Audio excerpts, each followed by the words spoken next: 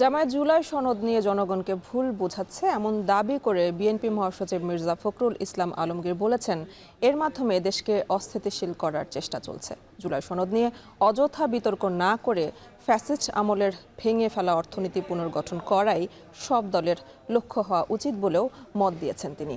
সকালে রাজধানীর শেরেবাংলা কৃষি বিশ্ববিদ্যালয়ে জিয়া পরিষদের এক আলোচনা সভায় এসব কথা বলেন তিনি। মির্জা ফখরুল বলেন, ফ্যাসিস্ট সরকার ৮০ লাখ কোটি টাকা দেনা রেখে গিয়েছেন।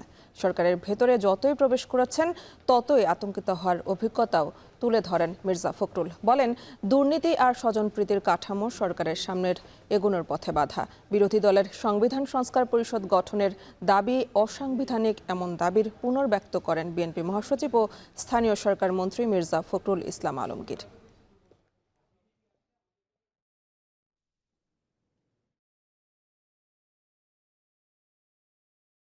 আমরা খুব পরিষ্কার করে বলেছিলাম যে আলোচনার মধ্যে যেগুলোতে আমরা একমত হব না সেগুলোতে আমরা নোট অফ ডিসেন্ট দেব। আমরা নোট অফ ডিসেন্ট দিয়েছিলাম, সেগুলো লিপিবদ্ধ আছে জুলাই সনদের বইটার মধ্যে। আপনারা যদি দেখেন, এখন অবলীলায় বলছে যে না, সবটাই করতে হবে।